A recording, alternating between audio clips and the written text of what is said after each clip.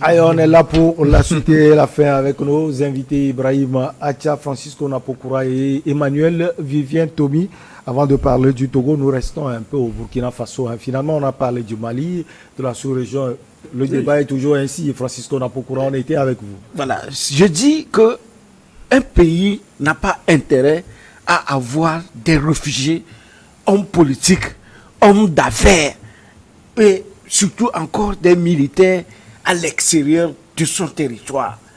Et je donnais tout à l'heure l'exemple, je dis que la démobilisation qu'il y a dans l'armée burkinabé, la coupure de la chaîne de commandement, parce que regardez, aujourd'hui c'est un capitaine qui est en train de diriger les généraux. Mais ça a été souvent le cas. Blaise était quoi quand il a fait? Écoutez-moi bien. Sankara était capitaine. Les époques ont évolué. Il faut voir la mesure, dans la mesure du possible, pour faire rentrer tout ce monde. Parce que sur tout ce monde-là, on dépense pour la surveillance. Oui. On dépense énormément d'argent pour la surveillance. Et je parlais tout à l'heure du cas malien, que les gens minimisent. C'est-à-dire que les 49 soldats qui sont bloqués au Burkina. C'est-à-dire que quand pour vous, ce sont de vrais mercenaires. Au Mali. Que je ne peux pas déduire que c'est de vrais mercenaires. Mais parce que je ne comprenais pas, justement. Quand vous voyez un relèvement de la force onusienne, même la première mission, ils ne vont jamais avec des armes. Les armes passent par un autre moyen pour le territoire. Lorsqu'on dit qu'il y a un relèvement des forces, ils vont avec leur sac à dos, leurs effets personnels. Ils vont utiliser les armes des autres. Comment est-ce que ceux-ci-là vont partir avec 2 avions? Non, ce que vous dites, c'est vérifié dans certains cas, mais dans d'autres, non. Et ceux qui sont aujourd'hui en Côte d'Ivoire, qui sont des réfugiés, ce n'est pas des moindres. C'est des richissimes qui ont de l'argent et qui sont en mesure. Vous parlez des États. À partir du moment où des États décident d'asphyxier un pays voisin, par des embargos, ils sont en mesure d'attenter à son intégrité. Oui, moi je voudrais rappeler d'abord sur la question des 49 soldats ivoiriens arrêtés au Mali. Ils sont tous des Ivoiriens, Emmanuel. C'est un débat très très sensible. Aujourd'hui, ils sont tous des Ivoiriens. Le peuple, le gouvernement ivoirien dit que ce sont des Ivoiriens. Ça, c'est la version du gouvernement malien aussi. Et le gouvernement malien dit officiellement que c'est des militaires ivoiriens. Voilà. Maintenant, c'est sur les réseaux et dans les débats que j'attends autre chose. On dit que certains ne seraient pas des Ivoiriens. Mais vous pouvez avoir double nationalité ou triple nationalité, mais vous venez quand même d'un pays, hein, il ne faut pas l'oublier. Maintenant, jusqu'à ce jour, il n'y a pas eu un procès en bonne et due forme qui démontre qu'ils étaient partis pour déstabiliser le Mali. Je suis désolé, on ne peut pas le dire, donc on doit chaque fois... Il y a beaucoup de procès aujourd'hui. Mais chaque fois, il faut qu'on rappelle, il faut qu'on rappelle le contexte. Je n'ai pas dit ça. Maintenant, je n'ai pas dit qu'ils sont partis pour déstabiliser. Non, vous n'aviez pas mais je dis que la manière dont les choses se sont passées, ça peut prêter... Moi aussi, je ne l'ai pas affirmé. Alors, et justement, par rapport à la question des réfugiés, c'est une bonne chose, justement. Il faut que les réfugiés politiques rentrent dans le pays. Il faut trouver un processus pour les faire rentrer. Il faut faire la réconciliation. C'est très important parce que quand vous avez des opposants, bon, je sais de quoi je parle, quand vous avez des opposants qui sont puissants, et qui sont toujours en exil, vous n'allez pas dormir avec les deux. Il vaut mieux faire la paix très vite et puis vous pouvez dormir tranquille. Tout le monde peut dormir tranquille. Eux aussi peuvent aller revenir à Bamako et faire l'aller-retour en Bamako et Abidjan et tout le monde sera à l'aise. Aujourd'hui, effectivement, il y a beaucoup de réfugiés politiques maliens en Côte d'Ivoire et le pouvoir peut craindre pour ça. Et je voudrais terminer sur ce sujet en disant que lors du procès de Thomas Sankara, il y a un avocat qui a dit, alors, tout ce procès qui nous réunit aujourd'hui, c'est quoi? C'est pour parler du coup d'État, non? Et maintenant, par rapport à l'actualité, qu'est-ce que nous vivons aujourd'hui? Il y a certains coups d'État qui sont des coups d'État sains, et il y a d'autres qui sont des coups d'État sauvages. Non, coup d'État, c'est coup d'État. qu'il y ait effusion de sang ou pas, c'est coup d'État. Et le coup d'État n'est pas démocratique. Tout ce que nous devons faire en Afrique, c'est que les citoyens luttent pour mettre fin d'abord au coup d'État, mais aussi luttent pour mettre fin à la mauvaise gestion des affaires de l'État. Qu'aucun président ne change la constitution juste pour pouvoir être éternellement au pouvoir. Si vous voulez changer la constitution, c'est pour le bien du peuple, c'est-à-dire l'adapter, l'actualiser au contexte pour que ça serve à quelque chose. Nous devons passer du soleil des coups d'État vers le retour des urnes, des élections transparentes, crédibles, démocratiques. Alors, justement, parlant de coup d'État, c'est ce coup d'État soupçonné qui a amené Zongrana. S'il vous plaît, Acha, s'il vous plaît. Et l'affaire de Thomas Sankara, ce n'est pas seulement un coup d'État qu'on a jugé. On a jugé l'assassinat de Thomas Sankara. C'est différent du coup d'État dont vous parlez. Donc, assassiner Thomas Sankara, c'est différent de coup d'État. Bon. Donc, je voudrais faire cette précision. Les avocats, on les connaît. Non. Donc, Ça, c'est un exemple. Juste la précision c'est que je voulais. un exemple de phrase que... que... un bon exemple parce que l'avocat... Non, moi, je ne fais que répéter ce que l'avocat a dit. Et pour quelqu'un qui connaît un peu le Burkina et qui a eu à prendre des risques autant sur le tombeau de Thomas Sankara à un moment donné, je sais de quoi je parle puisque je connais bien l'affaire, pour ne pas dire je connais bien la famille même. Mais aujourd'hui, ce que nous devons dire, c'est le coup d'État est à bannir, est à proscrire. On ne peut pas faire la promotion des coups d'État. Parce que ce qui se passe comme de l'amusement, surtout en Afrique de l'Ouest, là, ça risque de devenir encore ceux qui font la promotion une règle. Coup d'État, c'est ceux qui s'incrustent au pouvoir. Ceux qui font la malgouvernance, c'est eux qui font la promotion. Si quelqu'un ne veut pas quitter le pouvoir, il faut le chasser par les urnes. C'est la mauvaise gestion. Vous avez des militaires sur le terrain qui n'ont pas les moyens, qui n'ont pas le ravitaillement. Qu'est-ce que vous voulez? Donc c'est la raison pour faire le coup d'État. Non, je ne suis pas d'accord avec toi. Mais après le coup d'État, il y a les élections. Il faut préparer. Ou carrément, si vous voulez, faites une révolution. Si c'est une révolution, on va savoir que c'est le peuple qui a fait la révolution. Mais les coups d'État, ce n'est pas démocratique. Il ne faut pas les encourager. Non, nous sommes tous des démocrates et personne ne fait l'apologie de coups d'État. Ça, nous sommes tout à fait d'accord avec ça.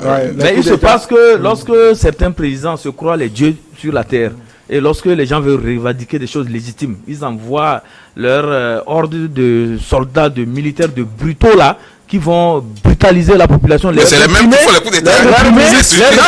Non, dans l'armée, pas des brutaux qu'on envoie pour réprimer la population. C'est pas normal. Donc il faut que ces mêmes militaires là, qui vont brutaliser les gens à un moment donné, il y a un examen de conscience. Ils comprennent que, mais au fait, nous faisons ça pour qui? Nous faisons ça pour qui? Pour un individu? Non, sauvons la République. C'est pourquoi certains militaires, à un moment donné, sont obligés de mettre de l'ordre. Vous comprenez? Et donc c'est ce qui se passe. Donc cela ne voudrait pas dire que pour aller à la tête d'un pays, il faut passer par les coups d'État. Non, ça, nous sommes d'accord que ce n'est pas la meilleure façon. Vous comprenez? Parlant de l'armée. Pour Zongrana. Parlant de l'armée. Zongrana, il a voulu faire un coup d'État. On l'a pris. Maintenant, les gens ont fait des coups d'État. Mais il faudrait qu'ensemble, ils s'entendent pour dire que bon, nous sommes des compagnons de coups d'État. Donc, on remet tout à zéro et progressons maintenant avec les principes démocratiques. Mais il y en a qui n'ont pas été arrêtés, justement. Je dis, mais progressons maintenant avec les moyens démocratiques.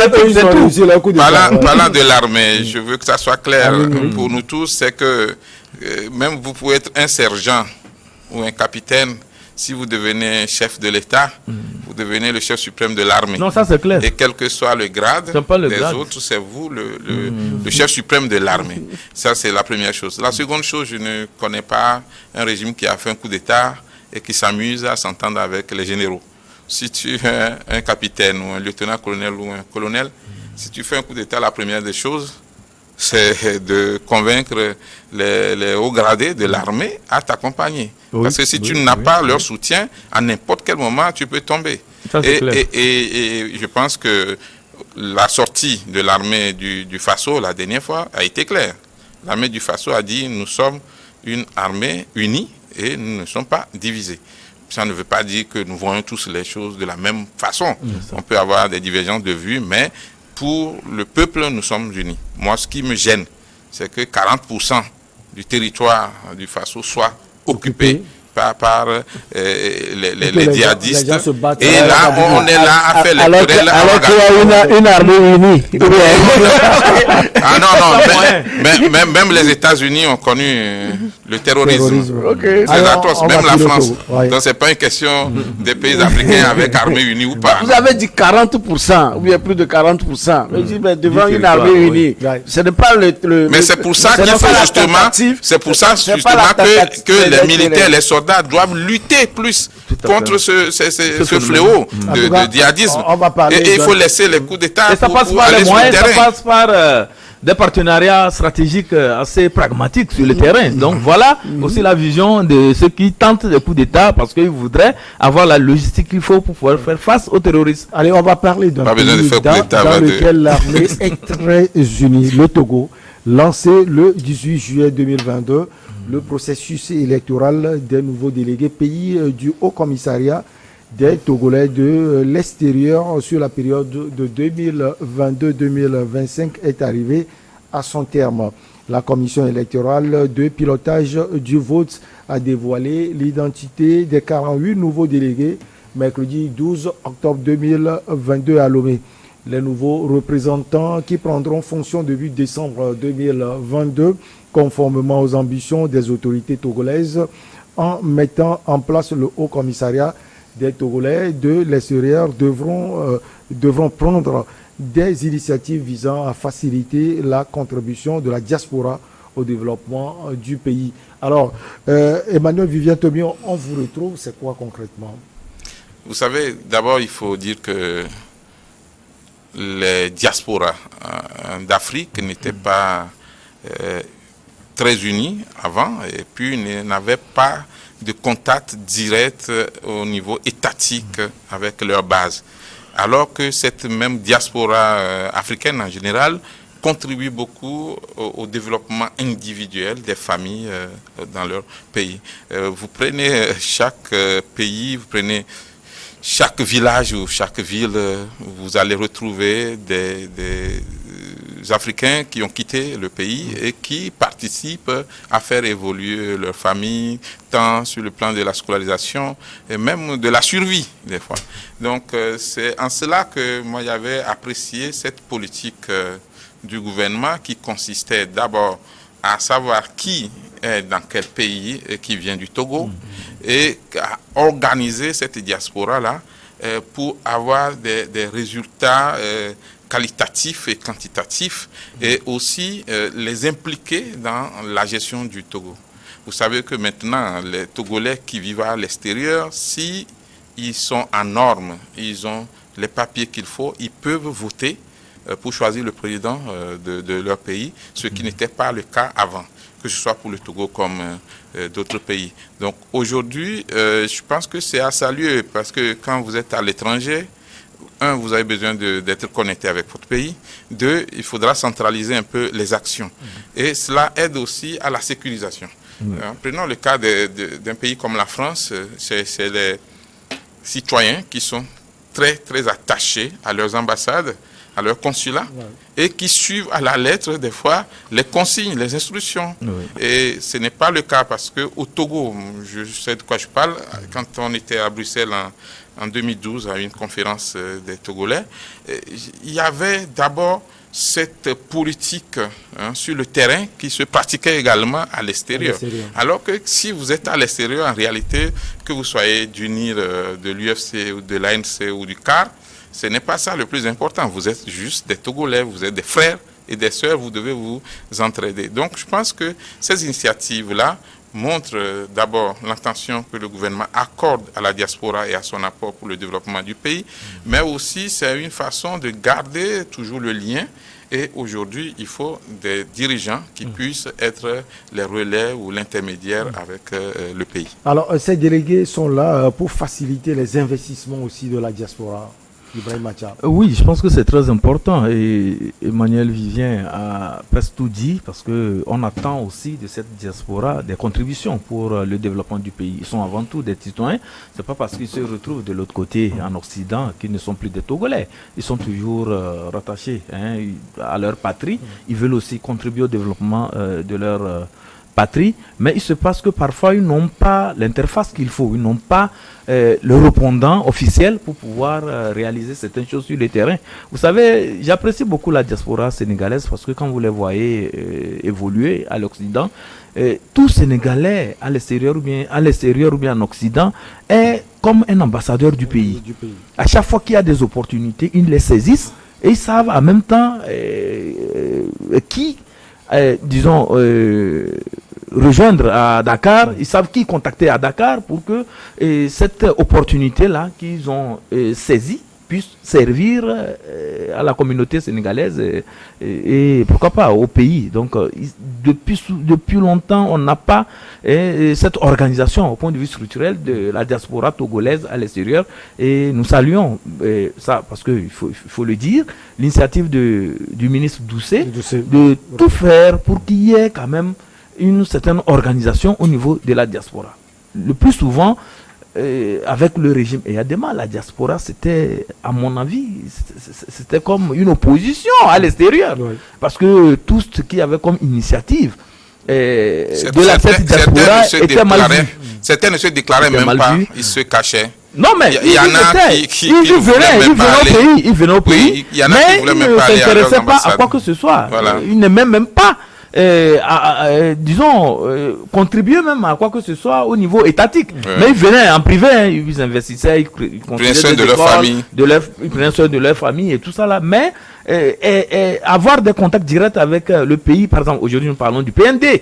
Et tout Togolais à l'extérieur est un potentiel ambassadeur du PND. Ils doivent ventiler ça dans les institutions là-bas, dans les organisations, dans les entreprises, saisir des opportunités pour amener au pays. Mais maintenant qu'ils sont organisés, vous allez voir que les choses vont se passer autrement. Et vraiment, c'est à saluer et j'espère que tous les délégués là qui seront élus, que les élections se fassent très bien, qu'on n'amène pas nos Togolaiseries là-bas. C'est-à-dire que les gens vont vouloir faire des passages en force et tout ça. Je pense que ça ne va pas nous donner. Donc, on fasse de vraies élections, que la diaspora puisse choisir librement ses représentants et en même temps aussi demander de la part de certains compatriotes qui prennent la chose comme si c'était un arrangement politique que le régime en place a mis quelque chose à essayer de mettre au niveau de la diaspora. Non, il s'agit d'être Togolais de l'extérieur, donc de laisser de côté les histoires de partis politiques, d'appartenance à une formation politique ou quoi, ou de l'opposition ou quoi, mais de voir plutôt à travers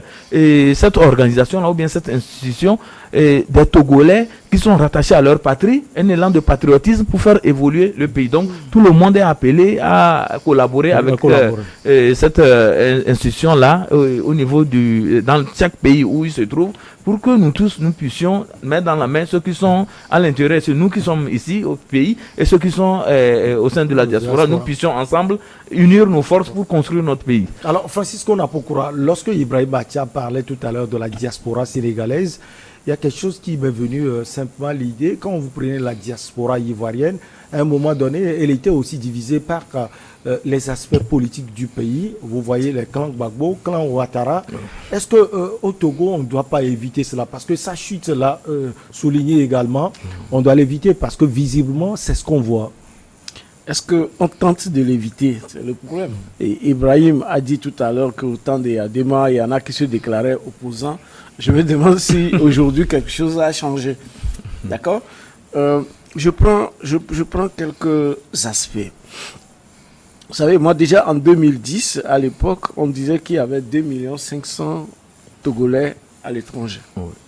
Et l'effectif a évolué considérablement. Mais quand je prends cette histoire de Haut Conseil des Togolais de l'étranger, vous verrez que les inscrits étaient, je crois, 155 000. D'accord, autour de 155 000.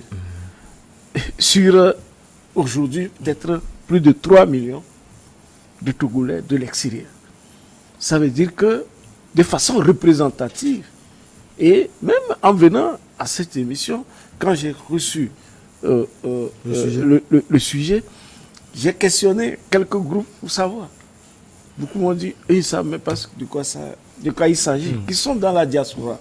Moi-même, il y a quelques mois, j'écrivais un article sur la contribution des Togolais de la diaspora au Togo. Je n'ai pas terminé si je n'ai pas terminé, c'est parce qu'à un moment donné, beaucoup me demandent quand ils vont venir, on va les mettre en prison. Je ne sais pas si vous comprenez. Donc, pour aller à cet idéal, hein, beaucoup ou bien certains. Écoutez-moi, écoutez-moi.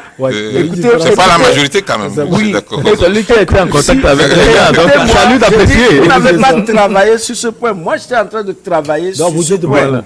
Lui dit beaucoup. Ça dépend du nombre. Parce que moi, écoutez, moi, je gère beaucoup de plateformes sur lesquelles je fais, je demande des questionnements pour pouvoir, par rapport à certaines choses. D'accord? Je dis, je n'ai pas avancé parce que c'est là. Il y a beaucoup de problèmes au Togo. La diaspora étrangère, la diaspora togolaise à l'extérieur, investit beaucoup dans le pays. Je ne prends pas seulement ce que les gens donnent à manger. Mais les gens viennent. D'abord, ils veulent investir. On a vanté le climat des affaires, mais ils se confrontent à des problèmes. Prends le foncier. Combien ne sont pas tombés dans des pièges? Et aujourd'hui, moi je connais beaucoup qui sont dans l'agriculture. C'est-à-dire qu'ils sont à l'extérieur, peut-être ils viennent une fois sur 2 ou 3 ans, mais ils sont dans l'agriculture, dans l'élevage, dans ce pays. Mais les gens aiment le Togo. Mais quand vous les questionnez par rapport à ces histoires de HCT ou des choses, ils n'en savent rien, ce n'est pas leur souci ça. Alors que la chose est en train d'être créée. Je dis que nous prenons moins de 200 000 sur plus de 3 000. Je n'ai pas aujourd'hui les statistiques des Togolais de la mer. En 2010, je dis que on était déjà à 2 500 000 Togolais de l'étranger. Ça veut dire que l'impact que nous voulons avoir avec, à moins que ce soit un projet pilote pour aller crescendo, mais je dis que nous mettons beaucoup d'argent pour peut-être un peu le folklore, parce que c'est de l'argent qui est gaspillé. Ça, c'est tout là, avec des voyages, des missions, on met beaucoup de l'argent, alors que nous avons des priorités ailleurs. Les Togolais de l'étranger sont attachés à leur pays. Tous les débats que nous faisons sont suivis de l'extérieur, pratiquement. Que ce soit sur les radios, que ce soit sur les télés ou les chaînes YouTube. Mais je vous dis qu'il y a des problèmes à régler fondamentalement. Le climat des affaires, la justice et autres. Et aussi être sincère. Il ne suffit pas de réunir des gens. Combien votent? La dernière fois, on a fait les élections présidentielles. Où la première fois, on a permis aux Togolais de l'étranger de participer au vote. Combien ont pu s'inscrire? Les conditions qu'on avait posées, les gens sont éliminés. Ils n'ont pas le regard. Ils n'ont pas le droit de dire ce qui ne va pas dans leur pays. Et vous voulez qu'ils investissent quoi? Ils vont apporter l'argent, jeter l'argent par la fenêtre. C'est ça le problème. Emmanuel Vivien Thomi, on a encore 5 minutes. On va les partager. 1 minute. J'aurai 2 minutes. Mais ils ont plus parlé que moi. Toujours vous. Alors la répartition, sur quelle base elle a été faite? Ces délégués pays sont repartis dans 4 zones du monde, précisément 22 pour l'Afrique, 14 pour l'Europe, 5 pour la zone Amérique-Caraïbes et 7 pour la zone Asie-Océanie. Je sais qu'avant de répondre à cette question, vous voulez ajouter quelque chose sur l'intervention de Francisco Napokura. Oui, c'est sur le climat, sécurité d'abord au Togo. Aujourd'hui, tous les Togolais qui veulent revenir dans leur pays ont le droit de revenir d'abord et peuvent revenir sans problème, oui. Parce que si, je ne voulais pas en parler, mais si J-Chris Olympio peut faire les allers-retours aujourd'hui au Togo, donc je ne sais pas, peut-être qu'il faut s'adresser au ministère qui s'occupe de ces questions-là, le ministère des Affaires étrangères. Au même moment, J-Chris Olympio, lui, c'est un politique. Même si vous n'êtes pas politique, si vous n'êtes pas politique, vous êtes même un entrepreneur sans être politicien, vous avez le droit de revenir dans votre pays.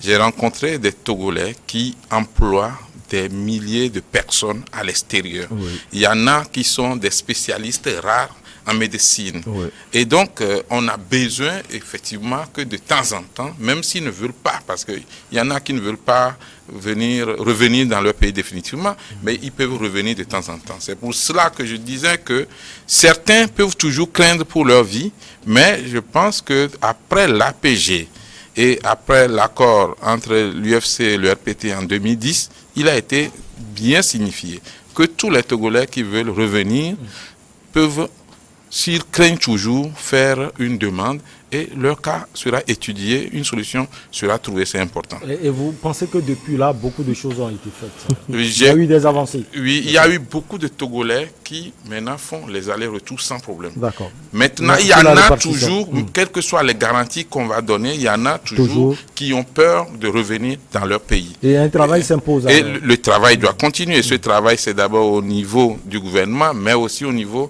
des partis politiques. Ils ont toujours le devoir. Si vous êtes, par exemple, un responsable de parti politique et vous avez des militants qui ont fui le pays, vous pouvez faire des démarches vis-à-vis du gouvernement pour leur retour. Si le gouvernement refuse de vous aider pour qu'ils reviennent, mais vous pouvez dénoncer cela. Et nous, les médias, on va en parler. Sur la répartition, sur la répartition, je voudrais dire que avant de faire ce travail-là, d'abord, le gouvernement... la diaspora n'a pas entendu le gouvernement togolais avant de commencer par s'organiser. Je prends par exemple les rencontres périodiques de janvier qui, au niveau de Bruxelles, en Belgique, c'est des Togolais de tous horizons qui se retrouvent pour parler de leur pays, pour voir comment ça va, mais qu'est-ce qu'on peut faire. Et les Togolais construisent même des établissements scolaires ici, en envoyant de l'argent. La répartition tient compte du nombre à peu près de Togolais qui vivent dans la zone. Donc on suppose qu'il y en a beaucoup plus ici, beaucoup plus là, et donc on essaie de faire la répartition. Alors Ibrahim Atia, plutôt... Oui, il faut dire qu'au niveau de la répartition, bon, les autorités ont travaillé avec les éléments officiels, c'est-à-dire que les éléments de preuve, les données voilà, qu'ils avaient. Et ces données-là, c'est au niveau des consulats, c'est au niveau des ambassades. Quand vous êtes dans un pays, quand je prends le cas de l'Allemagne par exemple, mais il y a des milliers de Togolais là-bas, mais tous n'ont pas d'attache avec l'ambassade du Togo là-bas. Tous n'ont pas. Il y en a aussi qui ont renoncé à leur nationalité. Non, mais il y en a plein qui sont des Togolais, mais qui ne s'approchent même pas de l'ambassade. Ça, c'est pour des problèmes politiques. Voilà. Vous comprenez? Et donc, moi, je pense que le gouvernement aussi doit faire un travail de communication en rassurant ses compatriotes d'aller vers ces ambassades-là. Quand vous avez les problèmes de papier, de renouvellement de passeport et tout ça, là, ça ne devait pas poser de problème. Vous allez là-bas, il y a des répondants. Vous allez, vous faites tout ce qu'il faut, les formalités qu'il faut, et là, on va vous renouveler votre document. Mais si on ne commence pas par ces éléments élémentaires, je pense que tout ce qu'on veut construire autour de AICET là, ce serait des mirages. Non, Francisco, pour chuter. Non, moi, déjà le problème de la représentativité. C'est s'il a parlé de l'Allemagne, les Togolais en Allemagne, ce n'est pas 200 000. Est-ce que vous voyez? Et il faut voir la vague de jeunes qui quittent nos pays, dans l'ordre de peut-être 5 000 par an pratiquement, qui quittent le pays, ils ne sont pas concernés. Je ne sais pas si vous voyez. Donc, il ne faut pas faire des... Bon, parce que on a des fonds qu'on peut rouler dessus et des choses. Non, nous avons de sérieux problèmes. Pour les Togolais de la diaspora, moi je vous dis, il faut suffisamment pour ce pays. Et on a l'obligation de leur reconnaître ce droit et de leur faciliter le va-et-vient. Et pour les rassurer, les gens qui sont en prison, qui sont rentrés de la diaspora, qui sont en prison, il faut les libérer. Sinon, pas leur place là-bas. Quelqu'un qui parle à la radio comme Dima Ouré, qui peut-être a fait un lapsus de la radio disant génocide, on le met en prison. Non, celui qui viendra, lui il a eu une liberté aux États-Unis pour parler. Il vient, il bavard d'ici et dans le bar, on le soulève, on le met en prison. Non, c'est de ça que mais la situation a évolué. La situation a évolué. Ils vont encore plus investir sur le climat des affaires. Si le climat, au moment où on liquidait Togo Télécom, si on avait appelé les Togolais de l'étranger. Non, ils allaient investir. Les gens vont investir, même localement au Togo aussi. Si on avait lancé une épargne publique pour prendre Togo Télécom, même le port. La BTCI. Voilà c'est un plaisir de vous avoir sur ce plateau. Il ne faut jamais abandonner sa case. Donc la diaspora va continuer toujours. Il ne faut pas attendre le gouvernement. La diaspora continue à faire ce qu'elle doit faire. Merci beaucoup à vous. Emmanuel Vivier-Tomi, conseiller en communication politique, directeur de publication de Plume Libre. Vous avez raté les sujets du Tchad et du Mali. Merci également à notre cher Francisco Napokura, directeur de publication de Tampa Express. Nous disons également merci à Ibrahim Acha, directeur de publication de Temps Nouveau. J'allais dire Ibrahim Traoré. Merci. C'est l'homme fort du Faso.